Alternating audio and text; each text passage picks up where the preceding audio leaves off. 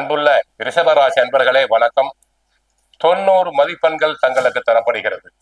புத்தாண்டு 2026ஆம் ஆண்டுக்கு தங்களுக்கு 90 மதிப்பெண்கள் தரப்படுகிறது. ரிஷப ராசினருக்கு மே மாதம் வரை குருவினால் நன்மைகள் உண்டாகிறது. ரிஷபராசினருக்கு 2 தன குடும்ப வாக்குஸ்தானத்தில் குரு பகவான், 4 கேது, அடுத்து தங்களுக்கு 10ஆம் இடத்தில் ராகு, லாபஸ்தானத்தில் சனி பகவான் இருக்கிறார். மே மாதம் வரை குருவினால் நன்மை பெறுவீர். சனியினால் நன்மைகள் கிடைக்கும்.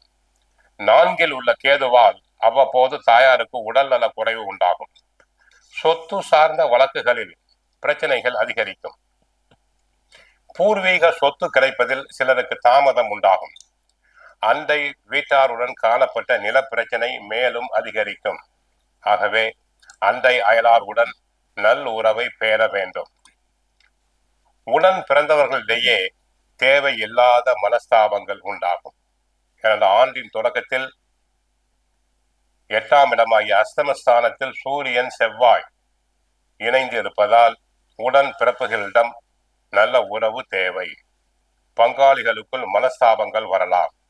வெளிநாட்டில் தங்கும் நபர்கள் விரைவில் தாய்நாடு திரும்புவர்.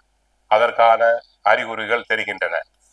குடும்பத்தை பொறுத்தவரை மே மாதம் வரை தன வரவுகள் இருக்கும். வருகின்ற வருமானத்தை சேமிக்க தொடங்க வேண்டும். கணவன் மனைவி இடையே சில சமயங்களில் கருத்து வேறுபாடுகள் தங்களுக்குள் வரலாம். அவசியம் இல்லாத தேவையில்லாத பேச்சுக்களை பெண்கள் கணவரிடம் தவிர்த்தல் வேண்டும். சுபகாரியங்களை எவ்வளவு முடியுமோ அவ்வளவு சீக்கிரமாக முடித்தல் வேண்டும். ஆரோக்கியத்தை பொறுத்தவரை சற்று உடல் நிலை பாதிக்கும். சரியான மருத்துவ சிகிச்சை தேவைப்படும். வீட்டில் உள்ள மூத்தோருக்கு நோய் நொடிகள் வரலாம். நல்ல மருத்துவ சிகிச்சை அவசியம். உத்தியோகத்தில் சிறப்பாக செயல்படுவீர். உத்தியோகத்தில் தங்களுக்கு நியாயமாக கிடைக்க வேண்டிய பதவி உயர்வுகள் கிடைக்கும். சிலருக்கு வேண்டிய இடங்களுக்கு இடமாற்றம் கிடைக்கும். பிறரின் வேலைகளையும் சேர்த்து செய்து புகழ் பெறுவீர். தொழில் வியாபாரத்தில் சிறப்பு. தொழில் நன்றாக அபிவிருத்தி அடையும். வியாபாரம் நன்றாக இருக்கும். அதில் எந்த விதமான சந்தேகம் இல்லை.